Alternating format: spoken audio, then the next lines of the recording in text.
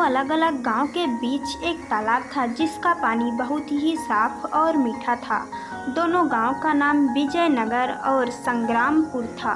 गांव के लोग कभी कभी उसमें से पानी पीने आया करते थे, क्योंकि उनके भी गांव में उनका अपना अपना तालाब था। एक बार गर्मी में उन दोनों गांव का तालाब सूख गया, लेकिन गांव के बीच का तालाब नहीं सूखा, वह हमेशा भरा हुआ रहता था। ऐसे में दोनों गांव के लोग उस तालाब से पानी लेने आने लगे। इससे चलते एक दिन दोनों गांव के लोगों में लड़ाई हो गई और अब वे दोनों तालाब पर अपना हक जमाना चाहते थे।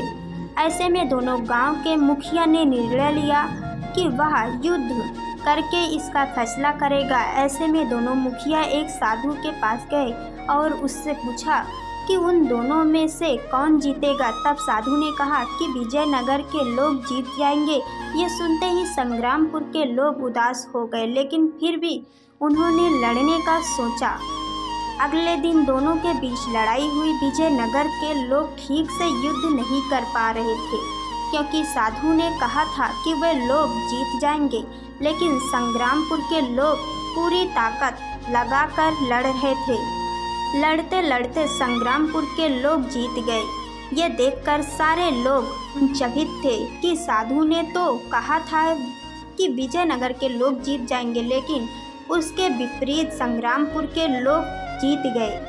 तब दोनों गांव के लोग साधु के पास गए और उनसे इसका कारण पूछा। तब साधु ने बताया कि मैं जानता था कि तुम दोनों में से कौन जीतने वाला है।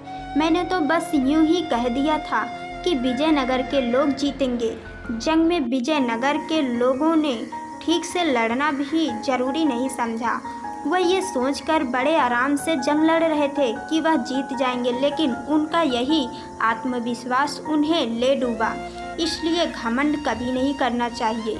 ये कहानी हमें बताती है कि हमें कभी भी अत्यधिक आत्मविश्वास नहीं करना चाहिए और घमंड नहीं करना चाहिए। इस कहानी से हमें ये भी पता चलता है कि हार के डर से पीठ दिखाकर भागना नहीं चाहिए। सच जानते हुए भी हमें परेशानी का डटकर सामना करना चाहिए।